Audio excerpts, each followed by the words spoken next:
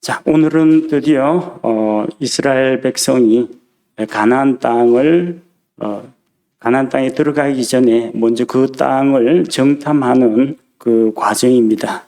상당히 중요한 부분이고요. 오늘 다룰 내용, 여기 13장 안에 들어있는 내용이 그 땅을 정탐하라는 명령과 그리고 정탐꾼으로 나선 사람들의 명단, 그리고 정탐꾼들이 할 일들, 이동하는 경로들, 그리고 그 땅의 열매, 이런 내용들에 대해서 우리가 살펴보도록 하겠습니다. 자, 1절과 2절을 보니까 주께서 사람들을 보내어 가나안 땅을 탐지하게 하셨습니다.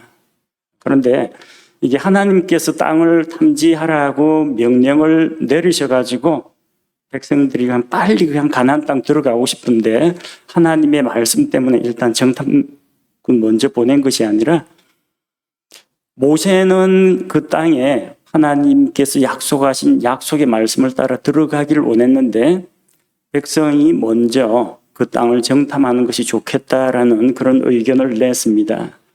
나중에 그 모압 평야에서 모세가 지나온 여정들을 쭉 소개하는 과정에 이 사건에 대한 게 언급이 되어 있습니다.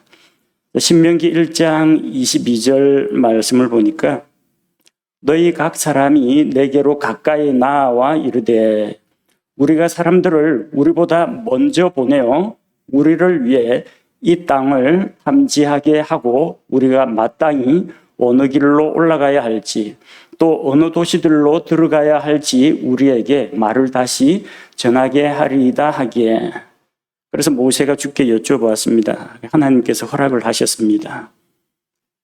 이것은 원래부터 하나님의 명령이 아니었고요. 이스라엘 백성의 머릿속에서 나온 계획입니다. 하나님께서는 그들의 발걸음을 인도하겠다고 하셨습니다. 어느 길로 갈지 어느 도시부터 점령할지는 하나님이 다 알아서 하십니다. 그냥 잘 따라만 가면 됩니다. 근데 이스라엘 백성의 머릿속에는 이제 어떤 생각이 들었냐면은 인간적인 생각으로 철저한 사전 계획과 점검을 통해서 미리 좀 다 알고 나서 그런 다음에 그 땅에 들어가서 정복을 하자 그런 생각이었습니다. 자, 인간의 이성과 또 이 합리적인 판단은 하나님께서 우리에게 주신 지혜의 일부분입니다. 그런데 자기의 지혜와 자기의 계산을 너무 의지하다 보면 하나님의 말씀과 약속이 뒷전이 되어버립니다. 하나님은 분명히 들어가서 차지하라, 그 땅을 주겠다라고 했는데 이 백성이 인간적인 생각으로 재보고 누울 자리, 발 뻗을 자리를 좀 보고 그 땅 백성이 강한지 약한지, 약하면 정복하고 강하면 정복 안 할 겁니까? 그런 거 아니잖아요. 어쨌든 그 땅에 들어가서 그 땅을 차지해야 하는데 하나님의 말씀보다 자기들의 계획을 앞세운 겁니다.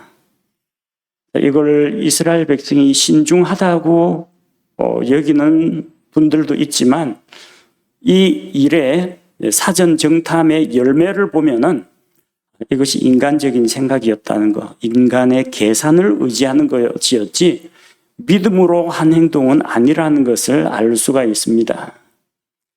모세는 그냥 주의 말씀에 따라 백성을 이끌고 그냥 가나안 땅으로 들어가기를 원했는데 백성은 땅을 정탐하기를 원했습니다. 왜냐하면 이스라엘 백성은 그 땅이 어떤 땅인지도 모르는데 막상 들어갔는데 땅이 안 좋으면은 어떡하느냐. 들어가려고 했는데 그쪽에 우리보다 강하고 또 많은 병력들이 지키고 있는 그런 강한 민족이 있으면은 어떻게 하느냐. 이런 것들 때문에 걱정이 되었던 겁니다. 그런데 하나님께서는 그 땅이 좋은 땅이라고 하셨고 또 젖과 꿀이 흐르는 아름다운 땅이라고 했습니다. 그런데 그 말씀을 믿지 못했다는 겁니다. 왜 믿지 못했어요? 본 적이 없으니까. 이 백성의 생각은 믿음으로 행하는 게 아니라 자기 눈으로 봐야만 믿겠다는 겁니다. 얼마나 좋은 땅인지. 그리고 그 땅 사람들이 어떤 사람들인지 알아야겠다는 겁니다.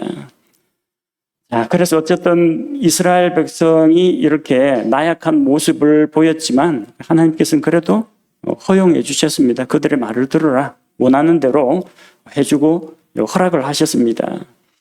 왜냐하면 그들의 연약함을 아셨기 때문입니다. 도마가 다른 제자들은 부활한 예수님을 만났는데 자기는 본 적이 없단 말입니다. 내가 직접 그분을 만나보고 내 손으로 그 상처 난 곳을 만져보기 전에는 내가 믿지 않겠다라고 했습니다. 예수님께서 에라이 믿음 없는 제자야. 그냥 믿어라. 그냥 무식하게 믿어라. 그러지 않고 그 연약한 제자를 위해서 다시 한 번 더 도마 있을 때 다시 한 번 나타나 주셨습니다. 이스라엘 백성은 하나님의 능력에 대해서 약속에 대해서 의심하는 마음이 있었지만 하나님께서는 일단 그들의 요구하는 바를 들어주셨습니다. 정탐하는 걸 허용하셨습니다. 그래서 신명기 1장 22절에 나오는 이게 먼저 읽고 나서 이제 주께서 모세에게 정탐하게 하라라는 지시를 내린 겁니다. 그래서 이스라엘 각 지파에서 지리자들 중에 통치자들 가운데 한 사람을 선발하게 했습니다. 각 지파에서 한 사람씩. 그러니까 12지파에서 12명의 정탐꾼들이 나오게 되는 겁니다. 여기서 나온 그들 백성의 우두머리, 지리자, 통치자 이렇게 표현된 사람들은 그 지파를 대표하는 우두머리 대장은 아닙니다. 예를 들어서 유다 자손, 유다 진영의 대장은 나손입니다. 그런데 정탐꾼으로 뽑힌 사람은 누구냐면은 유다 지파에서는 갈렙이 뽑혔습니다. 그러니까 지리자들 중에 한 사람, 우두머리 중에 한 사람이긴 한데 그 지파, 각 진영별로 우두머리가 있죠. 각 지파별로. 그 지파 전체 군대의 대장은 아니었다는 겁니다.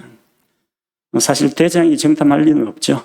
자기 아래에 있는 통치자들 중에 한 사람을 보내면 됩니다. 그래서 하나님의 허락이 떨어졌기 때문에 모세가 바란 광야의 가데스 바네아에서 정탐꾼들을 떠나보냅니다. 그리고 구절이 좀 길긴 합니다만 4절에서 15절까지가 정탐꾼들의 명단입니다. 4절에 보니까 루벤 지파에서는 사쿠의 아들 삼무아요. 5절에 시므온 지파에서는 호리의 아들 사밧이요. 6절에 유다 지파에서는 여분네의 아들 갈렙이요. 이 갈렙은 우리가 압니다. 나중에 약속의 땅에 여호수아와 더불어 들어간 사람이고 또 이 산을 내게 주소서. 그래서 헤브론 산지를 점령하고 거인들을 쫓아낸 용사라는 것을 알고 있습니다. 자, 7절에서는 이사갈 지파는 요셉의 아들 이갈이요. 8절 에브라임 지파에서는 눈의 아들 호세아요. 자, 호세아라고 했는데 나중에 설명이 나오지만 눈의 아들 호세아를 모세가 여호수아라고 이름을 불러주었습니다. 호세아나 여호수아나 똑같습니다. 여호와께서 구원하신다. 그런 좋은 이름입니다. 에브라임 지파 출신이죠. 9절에서 베냐민 지파에서는 라부의 아들 발디요. 10절 스불론 지파에서는 소디의 아들 갓디엘이요.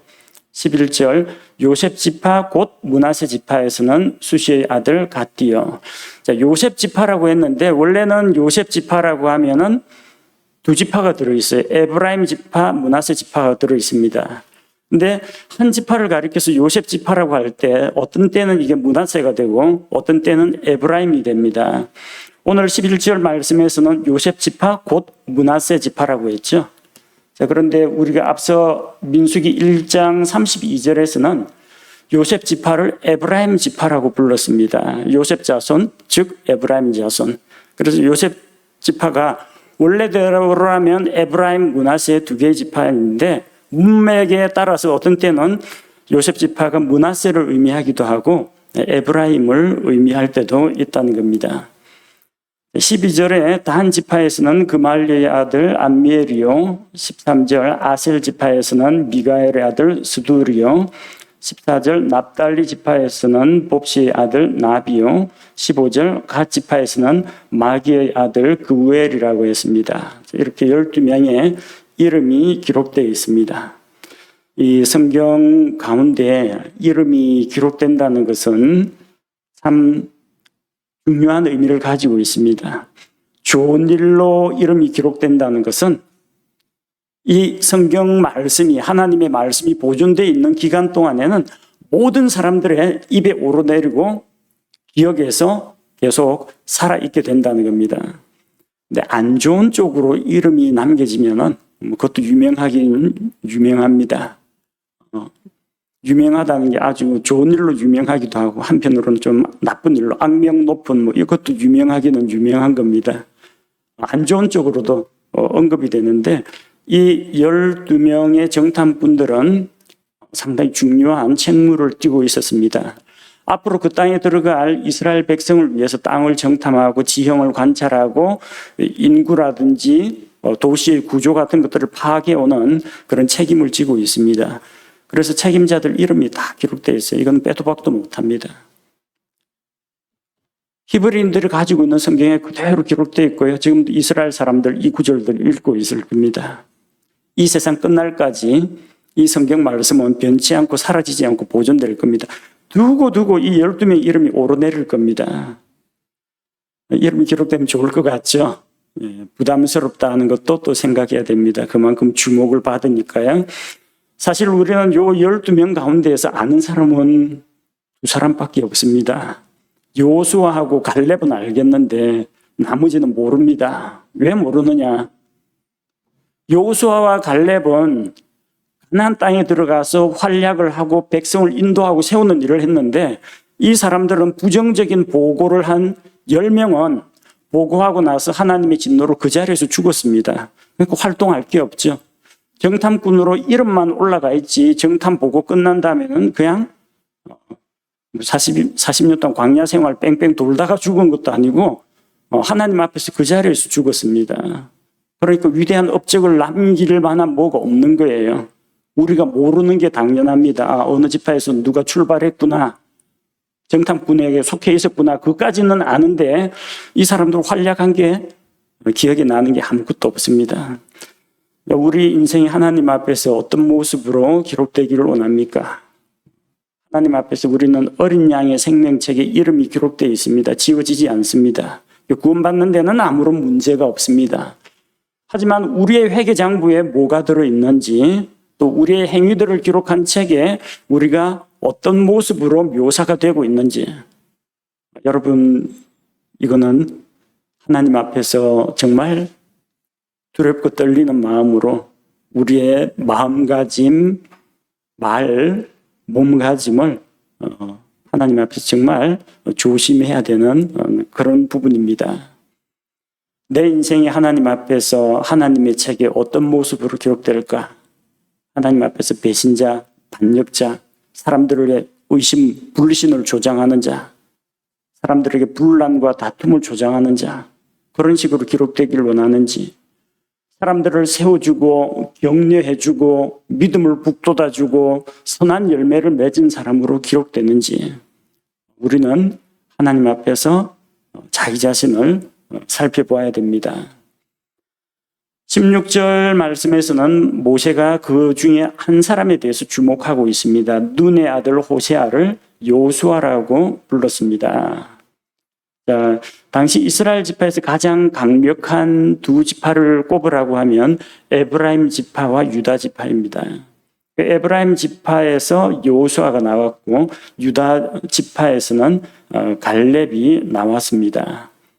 자, 갈렙은 나중에 여호수아기에도 또 다시 계속해서 언급이 됩니다. 여호수아와 더불어 여호수아라는 이름이 이전에 호세아라는 이름을 가졌는데 이름을 여호수아로 고쳐주었다고 했습니다. 호세아나 여호수아나 똑같이 구원, 여호와께서 구원하신다 그런 의미를 담고 있습니다.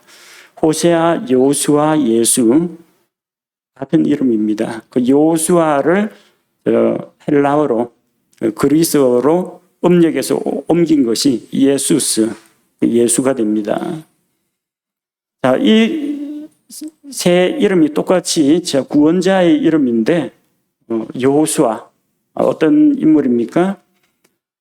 이스라엘 백성을 이끌고 모세의 뒤를 이어서 지도자가 되어서 백성을 가나안 땅으로 인도하여 드린 자입니다. 그리고 가나안 땅에서 7년 전쟁, 가나안 족속과 7년 동안 전쟁을 할 때 항상 백성과 함께 앞장서서 싸우면서 대적들의 손으로부터 자기 백성을 구원한 자입니다. 자, 그리고 호세아라는 이름, 자, 예언서에 나오죠. 호세아서에 호세아라는 예언자가 있습니다. 자기 아내가 창녀입니다. 창녀 고멜과 결혼하라고 해서 하나님의 말씀대로 창녀와 결혼해가지고 자녀를 낳았고, 아내가 또 집을 나가가지고 또 자기 연인을 쫓아갔는데 또 그녀가 팔린 몸이 돼가지고 몸값을 지불하고 자기 아내를 다시 되사옵니다. 그러면서 하나님께서 호세아의 가정을 통해서 호세아가 그 창녀 같은 아내를 그래도 아내라고 여기고 사랑해주고 또 변치 않게 사랑을 베풀어 주는 것처럼 여호와 하나님께서 이스라엘 자손을 버리지 않는다. 그 하나님께서 북이스라엘 백성을 향한 그 사랑을 이 바로 예언자의 삶을 통해서 보여주셨습니다. 그래서 하나님께서 우상숭배에 빠지고 패역한 죄를 지은 자기 백성을 용서하시고 받아주신다는 그런 메시지를 전했던 사람이 호세아입니다. 예수라는 그 이름의 뜻은 우리가 마태복음 1장에서 읽은 바와 같이 자기 백성을 그들의 죄에서 구원할 자이심이라. 예수라는 이름이 구원자라는 이름입니다. 새 이름을 가진 사람 모두 다 구원하는 일을 했습니다.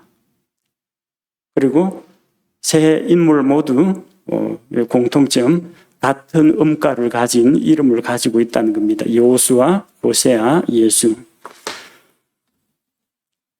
그리고 이제 17절에서는 모세가 이제 그 땅을 정탐할 것을 지시합니다. 정탐꾼을 보내어서 가나안 땅을 정탐하게 하는데 남쪽 길로 가라고 합니다. 원래 이스라엘 백성이 가나안 땅에 들어가는 길은 남쪽 길이 아니라 오른쪽으로 돌아가지고 에돔, 모압, 암몬 쪽 그쪽으로 요르단강 동쪽으로 돌아와서 요르단강 동편에서 요르단강을 건너서 서쪽에 있는 가나안 땅으로 들어갔습니다. 그런데 정탐꾼들의 경로는 남쪽에서 북쪽으로, 또 하나님께서 모세에게 주신 그 아이디어 그대로 너희는 산에 올라가서, 산에 올라가면 아래쪽에 강이라든지 못이라든지 또 도시 성체라든지 사람들이 모여 사는 군락이라든지 이게 한눈에 보이니까요.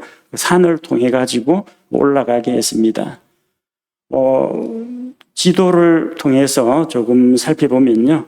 자, 이게 정탐꾼들의 경로인데 지금 붉은색 화살표가 올라갔다 내려오는데 맨 아래쪽에 있는 중심지가 바란 광야입니다. 조금 확대해서 보면 바란 광야 가데스가 있습니다. 가데스가 있고요. 거기에서 호르마, 잘 안 보이면 약간 확대해서 볼까요? 좀 확대해서 보면은 호르마가 있고 그쪽에서 조금 위로 올라가면 아랏이라는 그 지명이 나옵니다. 그럼 조금 올라가면은 헤브론 산지가 있고요. 헤브론에서 조금 올라가면 이제 아는 지명 나옵니다. 여리고가 있고 더 북쪽으로 가면 세겜이 있고 그 다음에 벳산 성이 있고 더 올라가면은 저쪽에 다볼산이 보입니다. 그리고 그 위쪽은 갈릴리 호수 부근에 보면 하솔이라는 지명이 있고 그 다음에 르홉이라고 하는데 저 북쪽 헤르몬산 위에 있습니다. 저 위쪽에 하맛 어귀인데 그쪽을 르홉이라고 부릅니다. 이거는 이제 추정 경로입니다. 남에서 북으로 올라갔다는 것과 다른 그 사람들한테 의심받거나 발각되지 않도록 주로 산길을 이용했을 것이다. 그래서 고지대를 중심으로 해서 쭉 올라가면은 이런 정탐꾼들의 경로가 추정 경로가 나온다는 겁니다. 다 외우실 필요는 없고요. 남쪽에서 북쪽으로 올라갔고 주요 도시 거점들을 아마 지나갔을 것이다. 그렇게 보시면 됩니다. 자, 그 가나안 땅 남쪽에 있는 네게브 사막지대하고 연결되는 땅인데 그 신광야에서 시작해서 갈릴리 북서쪽까지 르홉까지 가는 길로 남북을 종주하는 길로 쭉 올라갔다가 다시 내려오는데 자그마치 40일이 걸렸습니다. 오늘날 같으면 여러 가지 수단들이 많을 겁니다. 오토바이라든지 자동차라든지 이런 것도 있을 테고 비행기로 항공 촬영도 할 수 있고 드론도 날릴 수 있는데 당시에는 그냥 산 타고 넘어가면서 눈으로 관측한 게 다라는 겁니다. 정탐꾼들이 그 땅에 대해서 이제 알아와야 할 정보들이 있습니다. 18절부터 20절까지가 정탐할 내용들인데 18절에서 백성이 강한지 약한지 숫자가 많은지 적은지를 알아오라고 했습니다. 즉 말하자면 그쪽에 인구가 얼마나 되느냐 하는 걸 알아와야 했습니다. 인구가 많다는 것은 뭡니까? 유사시에 병력으로 전환할 장정들 숫자가 많다는 거겠죠. 미리 대비를 하자, 그런 이야기입니다. 그다음 백성이 강한지 약한지, 그 사람들 체구가 왜소한지 기골이 장대한지 그런 것들 다 관측해서 살필 수가 있습니다. 19절에 땅이 좋은지 나쁜지 살피라고 했습니다. 그러니까 이제 지형, 그게 평야지대인지 산악지대인지, 이스라엘 땅에, 팔레스타인 땅의 지형이 상당히 복잡합니다. 해안가 쪽에 평야가 있고요. 그 다음 조금 동쪽으로 오면 약간 높은 구릉지대가 있고, 그 다음 쭉 골짜기로 내려갔다가 쭉 갑자기 또 산지로 또 올라가는 고원지대가 있고, 예루살렘은 그 고원지대에 있습니다. 그 다음에 요르단강을 향해서는 거의 급경사 타듯이 내려가는 요르단 협곡지대가 있습니다. 이걸 다 다니면서 광활한 서부 초원 같은 그런 데가 아니기 때문에 일일이 지형들을 다 관측해가지고 눈에 담아오고 아마 기록으로 가져왔을 겁니다. 그래서 단순히 땅이 좋다 나쁘다라는 건 이제 토양 같은 것들도 살펴봐야 되겠지만 풀이 잘 자라는지 비가 많이 오는 땅인지 적게 오는지 날씨는 어떠한지 또 거주지가 장막인지 요새인지, 장막이라고 하면은 아마도 성체 같은 건 없을 거예요. 장막이라면은 텐트 치고 사는 거니까 아마 유목 활동을 많이 하는 것일 테고, 성벽이 있다라는 것은 도시를 건설해가 그 안에 사람들 한 마을이 있고, 바깥쪽에는 자기들 밭이 있고, 목초지가 있고, 그래서 아침에 성문 열면 밭에 일하러 나가고 약 몰고 나갔다가 저녁 해지면 다시 들어오고, 이런 요새 지역은 방어가 아주 튼튼합니다. 그런 군사적인 정보도 눈으로 다 파악해 오라는 겁니다.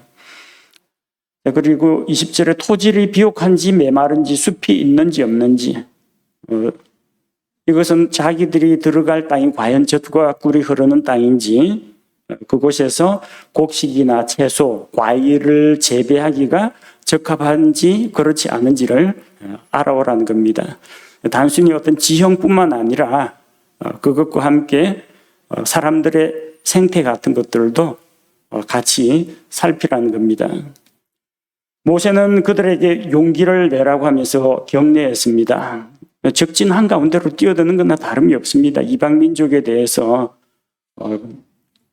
당시 같으면은 좀 폐쇄적인 그런 사회이기 때문에 낯선 외지인이 오면은 경계하는 건 또 당연합니다. 그리고 정탐꾼들에게 그 땅의 열매를 가져오라고 했습니다. 포도가 처음 익을 무렵이라고 했으니까 아마 현대 달력으로 약 7월 초쯤 됩니다.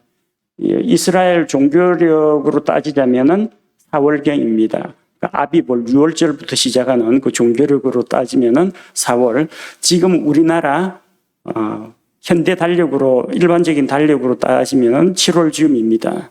그게 가나안 땅에 포도가 처음 열매를 맺는 그 시기입니다. 자, 정탐꾼들은 그 명령을 따라서 땅을 탐지하러 갔습니다. 21절에 정탐꾼들이 남쪽이라는 것은 이제 바란 광야 가데스 바네아를 이야기하고요. 하맛에 이르기까지, 하맛은 아까 본 그 북쪽 맨 끝에 헤르몬산 위쪽에 르홉 입구, 그쪽이 하맛 읍이라고 합니다. 그 경로를 따라 올라갔습니다. 남에서 북으로 올라갔는데 22절에 보니까 정탐꾼들이 그 땅에서 거인 족속을 발견했습니다. 그 땅 헤브론 지역에 갔을 때 헤브론에서 거인 족속을 발견했습니다. 이 헤브론의 옛날 이름이 기럇 아르바라고 합니다.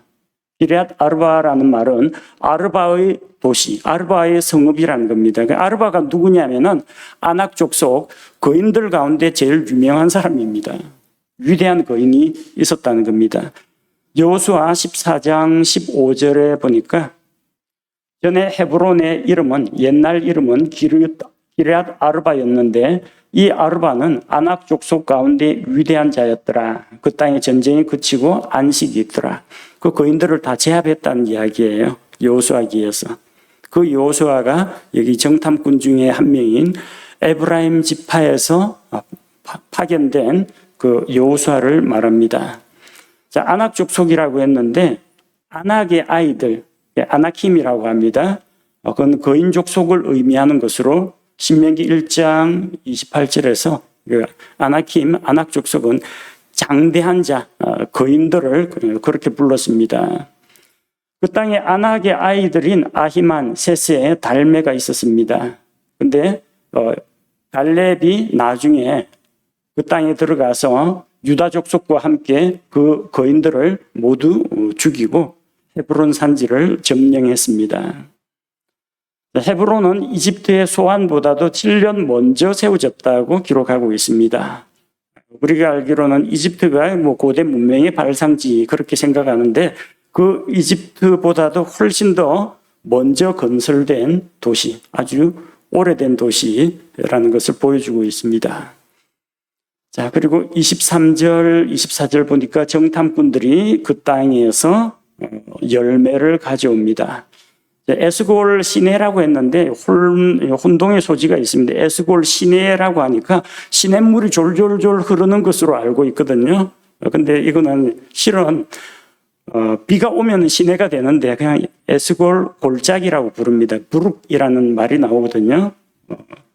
그 부룩이라는 것은 우기에 생기는 와디, 건천을 말합니다. 근데 비가 안 올 때는 그냥 메마른 땅입니다. 물론 밑에는 지하수가 흐르고 있겠지만, 그래서 시냇물에 풍덩 뛰어들어가지고 포도송이를 베어오거나 그런 게 아니라 에스골 시내를 말하는 게 아니라 물이 없는 건천을 이야기합니다. 물이 없어도 지하에는 지하수가 있기 때문에 포도를 재배할 수가 있습니다.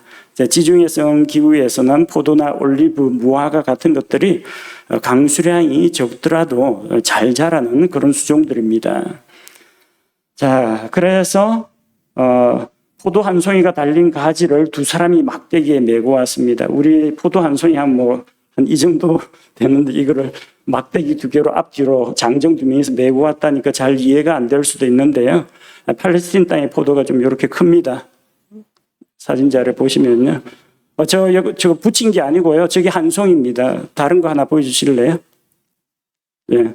보통 작은 거는 8kg, 큰 건 20kg까지 나갑니다. 이게 거인들이 먹는 포도라서 포도알이 주먹만한 게 아니라 그냥 일반적인 포도인데 알 숫자가 엄청나게 많이 붙어 있어요. 그 장정들이 저걸 어떻게 자루에 담을 수도 없고 이거 안으면 포도알이 주르르 다 떨어질 테니까 조심스럽게 저 위쪽에 포도 보니까 가지 포도송이 안에도 가지 벌어져 있죠. 저 사이에 장대로 꿰어갖고 둘이서 저거를 메고 온 겁니다. 그 헤브론의 아래쪽에 있는 게 에스골 골짜기에서 배워왔기 때문에 저 북쪽은 아닙니다. 남쪽입니다. 에스골이 있는 위치가. 그래서 가데스 바네아까지는 그렇게까지 크게 멀진 않으니까 이걸 메고 왔다라는 겁니다. 좋은 것도 보이고 안 좋은 것도 보이죠. 좋은 거는 저 포도 열매를 보면 땅이 얼마나 좋고 농사가 얼마나 잘 되는지 그걸 보고 백성들이 입이 쩍 벌어질 겁니다. 근데 한편으로는 거인 이야기 들으면은 위축되고 움츠러들 겁니다. 근데 그거는 뭐 우리 마음대로 할 수 있는 게 아니에요. 포도송이가 크든 작든 어쨌든 하나님이 젖과 꿀이 흐르는 땅이라니까 포도는 아마 무화과, 석류, 포도 이런 것들이 아마 잘 되는 그런 땅일 겁니다. 근데 거인들이 있는데 어쩌라고요? 내가 걱정한다고 거인들이 뭐 자살하는 것도 아니고 거인들이 없어지는 것도 아니고 어쨌든 그 땅에 들어가서 거인하고 싸워야 되거든요. 그래서 여러분 미리 사전 정탐 조사하고 아직 닥쳐오지 않은 일을 미리부터 앞당겨가지고 걱정하고 그럴 필요가 없습니다. 그거 미리 걱정하다가 이스라엘 백성처럼 이렇게 넘어진다는 겁니다. 그래서 뭐 미래를 예견하고 미래를 대비하는 것도 좋은데 너무 미래에 대비하다가 현재 서 있는 내 발밑이 흔들릴 수도 있다는 것을 기억해야 됩니다. 차라리 그냥 아무것도 모르고 하나님이 시키는 대로 그냥 따라가서 거인이 오면 싸우고 포도가 있으면 먹고 뭐 그러면 되는데 너무 머리를 많이 굴리다 보면은 이스라엘 백성처럼 원망하고 불평하는 자들이 꼭 나오게 된다는 겁니다. 24절에 그 에스골, 에스골이라는 그 지명은 아브라함과 옛날에 동맹을 맺었던 사람의 이름이 그 에스골입니다. 옛날 헤브론의 족장 이름이었습니다. 그런데 아마도 그 지역의 포도송이가 유명한 모양입니다. 에스골이라는 말 그 자체가 송이, 포도송이를 의미하는 단어입니다. 여기에서는 이스라엘 자손이 거기에서 포도송이를 베었기에 그것을 에스골이라고 불렀다라는 그 지명의 유래가 기록이 되어 있습니다. 그래서 그들은 정탐하는 일을 40일 동안 정탐을 하고 다시 돌아왔습니다. 북쪽까지 올라갔다가 저기 시리아 지방까지 올라갔다 먼 길입니다. 남쪽에 있는 사막지대에 있는 바란 광야 가데스 바네아까지 다시 돌아왔습니다.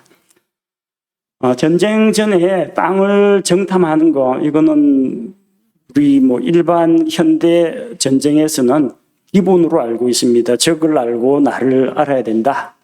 상당히 이성적이고 합리적인 그런 행동입니다. 그런데 정탐한 결과가 그리 좋지는 않았습니다. 너무 미리 아는 게 많으니까 염려되는 것, 걱정되는 것들 그런 것들이 많아가지고 오히려 하나님의 뜻을 행하려는 그런 결심과 의지를 약하게 만들기도 합니다. 모르고 가는 게 낫습니다. 그래서 어린애들 주사 맞힐 때도 이번에 병원에 가면 주사를 맞는데 그걸 맞으면 따끔하겠지만 아프더라도 울지 말고 참으라고 하면 미리부터 걱정을 합니다. 괜히 그런 말을 해가지고 그냥 뭐 하나 사먹여가 줄줄 따라가서 또 올라가서 의사 선생님도 한번 그 아픈 데 없는지 보는 거야 해가지고 그냥 순식간에 그냥 주사 맞고 그냥 나오면 되는데 가기 전부터 초죽음이 돼가지고 갈 필요는 없다는 거예요. 그리고 좀 부정적인 거, 힘들고 어려운 거, 저 앞에 있는 장애물을 보더라도 거인들이 커 보이더라도 내가 믿고 있는 하나님이 더 커 보이면 내 앞에 앞으로 뭐 몇 주 앞에 몇 달 앞에 나에게 무슨 힘든 일이 닥쳐올 것 같다. 시험이다. 군 입대다. 또 과중한 어떤 프로젝트가 있다. 닥쳐올지라도 그 일보다는 그것을 이루신 하나님이 더 커 보이면은 별 문제가 안 됩니다.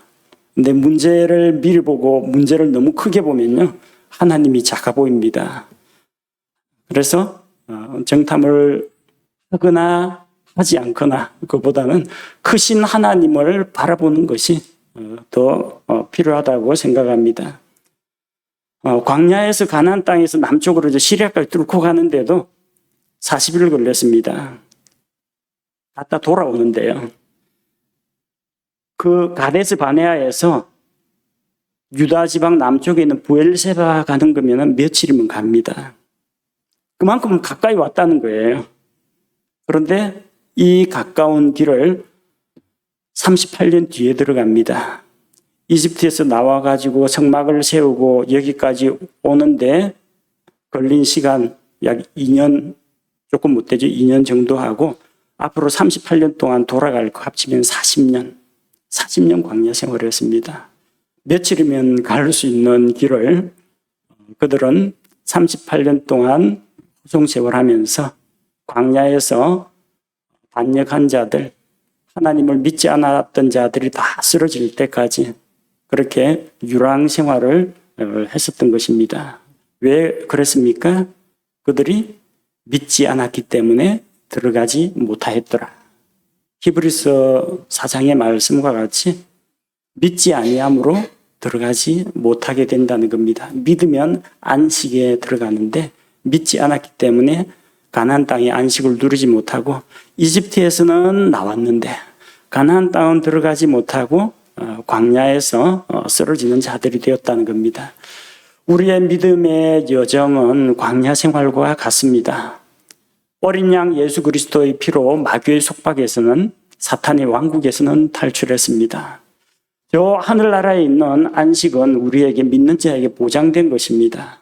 그러나 광야 생활 가운데에서 우리가 어떠한 믿음을 가지고 살아가느냐, 어떠한 열매를 맺느냐, 믿음으로 약속들을 성취하는 자들이 되느냐, 아니면은 의심과 불신 가운데 흐지부지 그냥 이도 저도 아닌 인생을 살다가 그냥 하나님 앞에서 좋지 못한 기록만 남기고 그냥 이 땅에서 죽고 하나님 앞에 영광 돌리지 못하는 그런 삶을 사느냐, 하루하루 살아가는 것이 우리 광야 생활이 이 성경에서 믿음으로 살았던 삶의 발자취를 뒤이어가는 것이라고 생각하시면 됩니다.